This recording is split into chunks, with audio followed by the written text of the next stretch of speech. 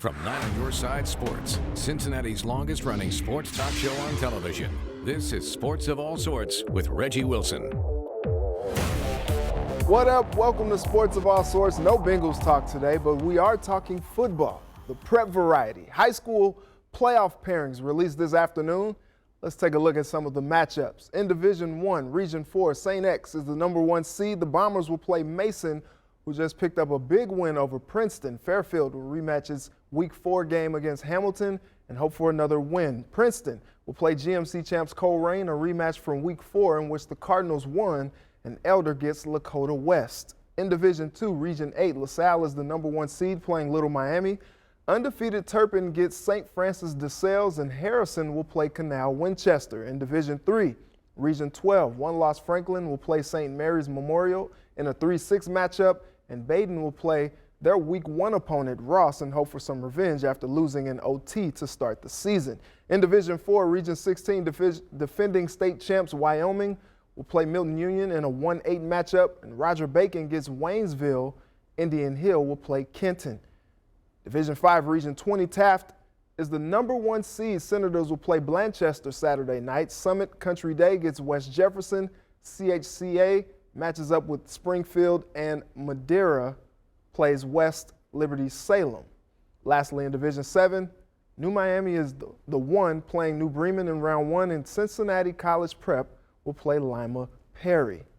And joining me tonight to break it all down is the busiest man in the city in the last 72 hours, our high school sports reporter, Mike Dyer. Mike, thanks for taking the time tonight. I appreciate it, Reggie. Thank you. I feel like I just did this on Friday night, but I'm glad to be back here in the studio. For sure, because you did. But, okay, let's get into some of these matchups. We had 6 GMC qualifiers in Division I. Who do you feel like will emerge from that pack? You know, that may be a record for the conference, obviously, Reggie, and so such a significant accomplishment when you talk about making the playoffs. Everybody knows that that's really the goal when it comes to Week 10. And, right. Boy, oh boy, I mean, you look at the teams from Fairfield and Colerain and the GMC championship on Friday night, and that game went to overtime. I mean, out of those teams, I mean, you really have to like that possible second-round matchup. You know, we're kind of putting, kind of looking ahead a little bit here, right. But that would be an amazing matchup. Yeah, exactly. In a regional semifinal matchup, I mean, that would certainly be one worth watching. Wow, I was at that game on Friday, and it was weird because Fairfield, they seemed like they were going to pull it out at certain times, and then Colerain just the heart of the champion. It's really amazing. 142-1 record for Colerain over those 20 consecutive GMC titles. Man. I mean, 83 consecutive GMC wins. It just goes on and on. Caught up with head coach Sean Cutright over the weekend. He sounded as groggy as me on Saturday morning when I called him. I'm sure he was. But you could tell the enthusiasm. I mean, just how proud he was of his players. 27 seniors on that Cardinals team, wow. Reggie. And, the transition from obviously going from Tom Bolden to Sean Cutright. Sean had been there since 05 as defensive coordinator and been an assistant on the staff. But a whole new ball game when you take over as a head coach, and a lot to be thankful for, obviously, there on Cheviot Road. For sure. All right, let's get into Fairfield. They play Hamilton in a rematch from Week 4. The Big Blue played the Indians tough when they did play, lost by, it was 34-27 was the final there. Do you think Hamilton will give Fairfield a problem, especially with Jaton McClain maybe not being 100%? Yeah, the one thing that I look at that game in September, Reggie, was simply that Fairfield had 12 penalties in that game. So again, do you kind of, it's a whole new ball game. It's a whole new season. As you know, once you get into the playoffs, people want to compare the regular season results to the postseason. You just can't really do that, and especially in high school sports, right. Where it's a topsy-turvy. If you think you know what's going to happen, you know what the outcomes are, you really don't. So, but yeah, you have to give credit to the Big Blue and Coach Nate Mahan, what he's done there. 2003 Hamilton grad, coming in his first season as head coach after having a lot of success at Little Miami. And whether or not they beat Fairfield remains to be seen, obviously. But yeah, you mentioned Jaton McClain, but Sawai Ellis, I mean, very capable. He was 11 of 13 passing in that game against Hamilton, and their defense really impressed me late in the season. So they were 9-0 for a reason going into Week 10. That's for sure. Let's get into Princeton.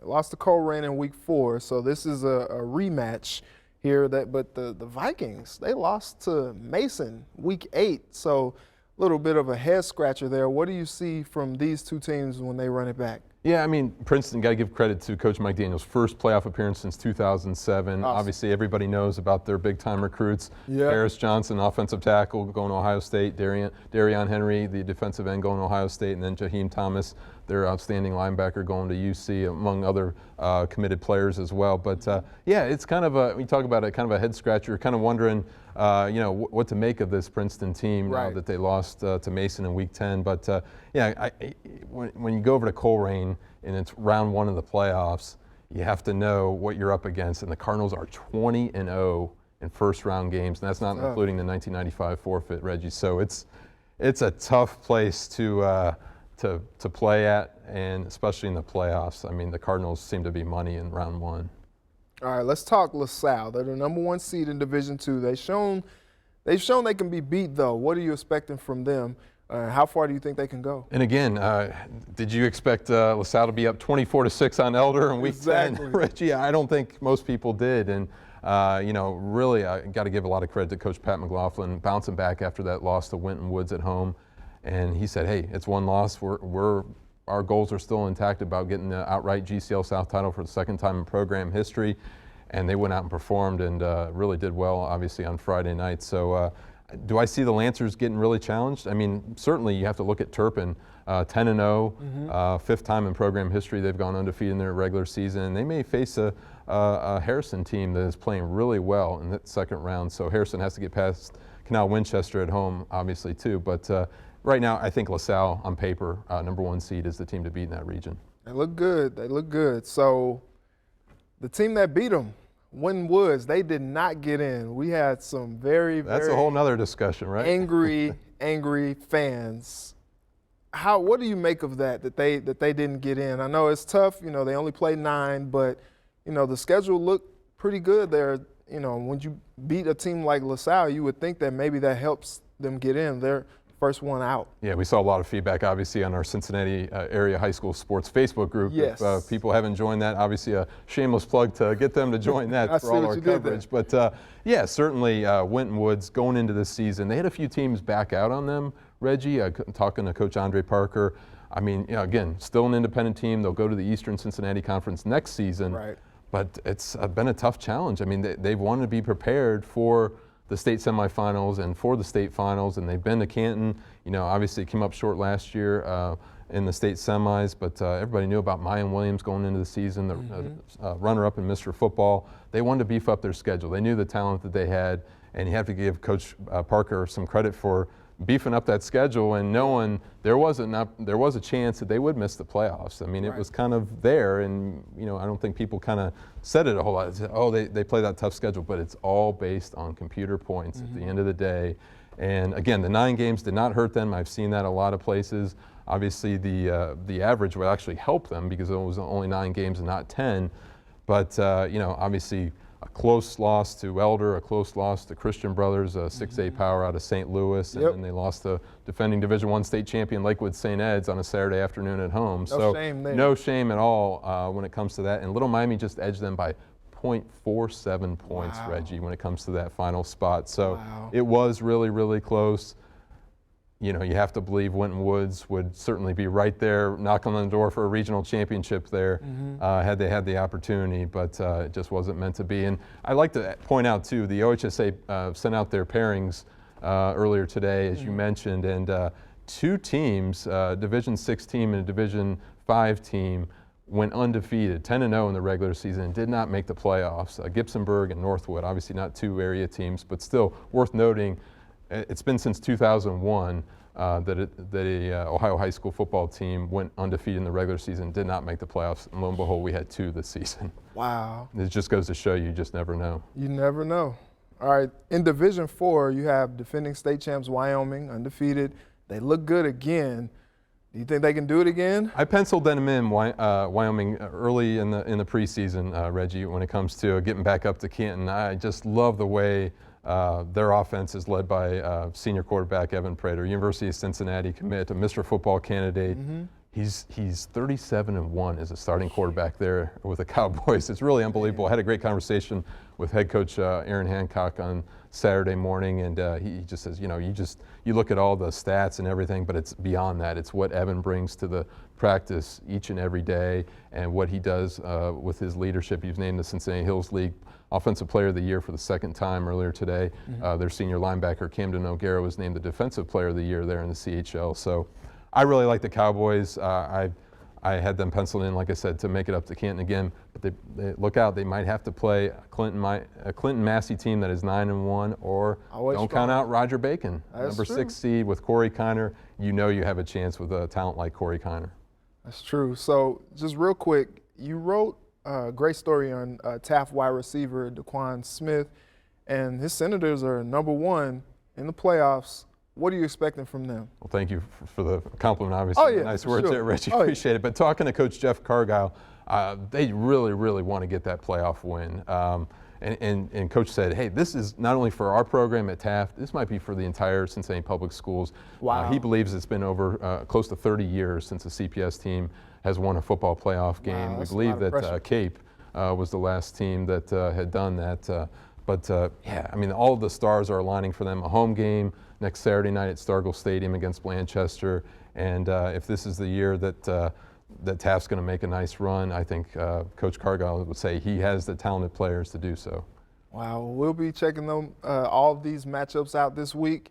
You're going to be busy again, I'm sure. Fun time of year, that's for sure. It's a great time of the year. It's going to be cold, so not great for me, but I appreciate you taking the time. Thanks, Reggie. Appreciate you having me. For sure, anytime, anytime. So coming up, we go one-on-one with some of those guys that Mike was talking about, some of the best running backs in the country. You don't want to miss that. Don't go away.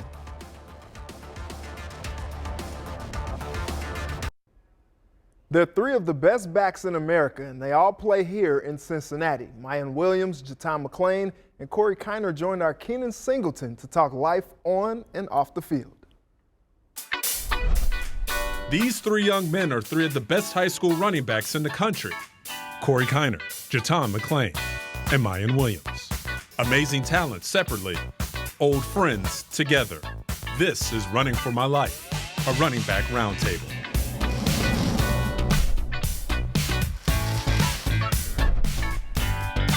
High school football, something that all 3 of y'all do, y'all love.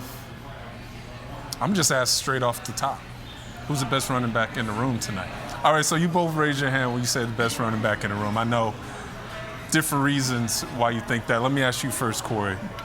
Why are you the best running back in the room, man?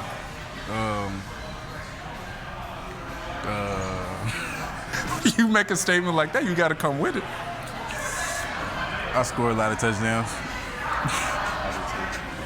It's a friendly competition. It's a friendly competition, so we have to.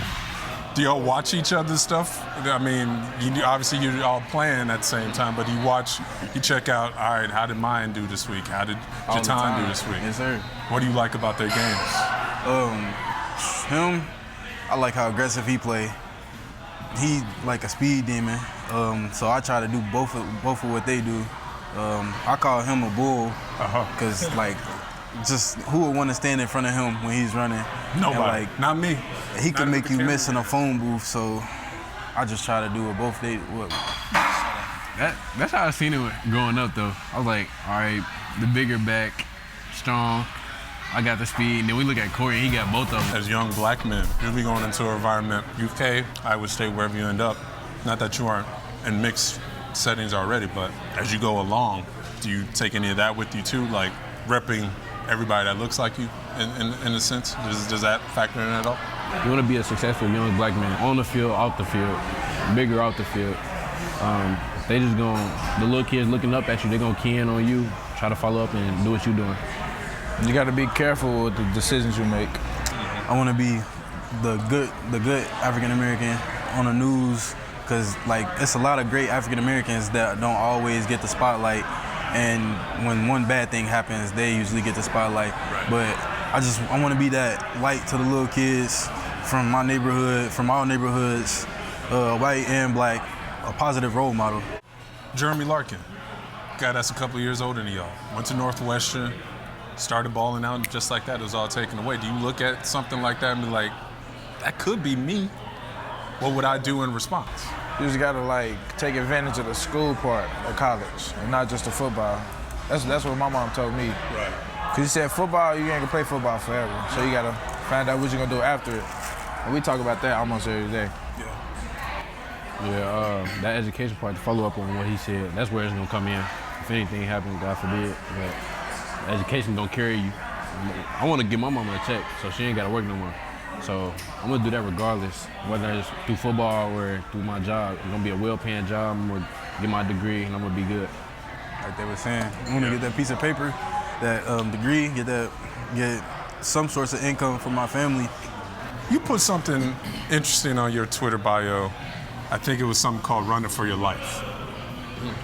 And I thought that was a really interesting way to kind of put what you guys are doing on a day-to-day basis and practicing in games. I mean, not running for your life to live, obviously, but running for whatever goals and dreams you have in front of you. Do you feel like that? Do you feel like every step that you make Yes, sir. is kind of setting what you're going to do for the rest of your life? Yes, sir. Tell me about that. I'm a smart person, but like I don't think I'm that smart to get a college scholarship just on education alone. You could be. I could be, but like in reality, I wouldn't be going to a huge school like I have offers from just on academics alone. So I say that without football has paved so many roads for me. So like education-wise, that school-wise, like if I wasn't that good at football, I wouldn't have came to Roger Bacon because I wouldn't have, because I wouldn't have thought I could have did many big things at a small school without being as good of an athlete as I am. And like family-wise, like my family comes out every Friday to watch me play. So like it's a family reunion every Friday. So, and then it's just, I'm running for my life. Like, Mine, you shook your head yes too when I asked you that. What do you feel? Do you feel the, I don't want to say pressure, but do you feel that extra, everything that comes along with what you're doing in high school can set up what you do not only in college but in life for the next 50 years? Yeah, it's like basically like setting myself up for success. That's what I want to do. I want to continue to take steps forward and not back. So that's why I work hard every day and go to school every day. And I just want to get my family out the city. Huh? That's a big one. Yeah. Same thing for you? Because you're the one that wrote that, and I thought it was a really, really smart way of looking at what you guys are doing right now. I mean, that's a lot for a 17-year-old. Yeah, it is. It's a tough process to go through. But it's not a 4-year decision, it's a 40-year decision. That's what I was taught throughout the whole process. So you want to look at the academic, it's more than football. It's life after football, so you got to set it up for success. All right, thanks, Keenan. I enjoyed that. Coming up after the break, a sprinter who's also running for her life. We'll be right back. Welcome back. An athlete's success often depends on what lengths one will go to be great. In this next story, I'll introduce you to a 23-year-old sprinter who gave up her amateur status to chase the dream. Kylie Goldsmith only knows one speed, fast. Don't blink, you're gonna miss her. I've never been the real graceful runner. I've just been very strong, which has got me far. After finishing as a 3-time All-State selection at Westfall High School in Columbus, Kylie ran track in Miami and Ohio State before speeding off to go pro. I've been at it for 6 years, and I've never competed at a world level yet. But, everything comes at the right time. She hopes that right time is next year. The end goal is Tokyo 2020 Olympics, and then World Indoor. It's a World Indoor year. So Kylie trains 6 days a week. Super hard worker, super talented, kind of like the unicorn. Driving from Columbus to work with Matt Wiedemer at Beat Personal Training in Blue Ash 3 times a week. On the track, she's taking a 1/10 of a second off her 20-meter dash. So in sports, you always hear about the 40-yard dash, but a 1/10 off of 20 is a big deal, and she did that in 4 weeks. Kylie is aiming for a sub-11-second finish in the 100-meter dash. What she's trying to do is she's at the tip of the spear in terms of the top 1%, so the difference is going to be just the little things. With big-time races just around the corner. She goes to China, run her 60 indoor. That starts in January. And then the next step would be qualifier. She's got to finish top 6 in Oregon come June. It's go time. We're getting there. Yeah, you did good. I'm proud of you. And Kylie is speeding up, leaving no stone unturned. There's some old quote saying, like, you have to do what nobody has done to get to where nobody has been. And that's kind of, that's how I live my life. Kylie also loves aviation. She works at Rickenbacker Airport when she's not training and says it gives her a good work-life balance. Eager to see how her career takes flight. We'll be right back to wrap up the show. Welcome back. After our program is In Depth with Graham Benzinger. Check out what he has on tap tonight. This week, we're spending the day in California with Kelly Slater. The greatest ever shows us his wave pool technology changing the sport. Plus, surfing is in the upcoming Olympics for the first time. What would it mean to you to represent your country in the Olympics? Should I qualify? If I do qualify, I think it'd be great. I'd love to. All that's coming up next on In Depth right here on 9 on Your Side. Thanks, Graham. Looking forward to that. Well, it's been real. It's been fun. It's been real fun, but we got to go. I'd like to take a moment to thank Mike Dyer and Keenan Singleton for joining me tonight, and to my village who helped put all this together. Hope you all enjoyed the show. Let's do it again next Sunday. Until then, thanks for watching. Have a good night and a very blessed week.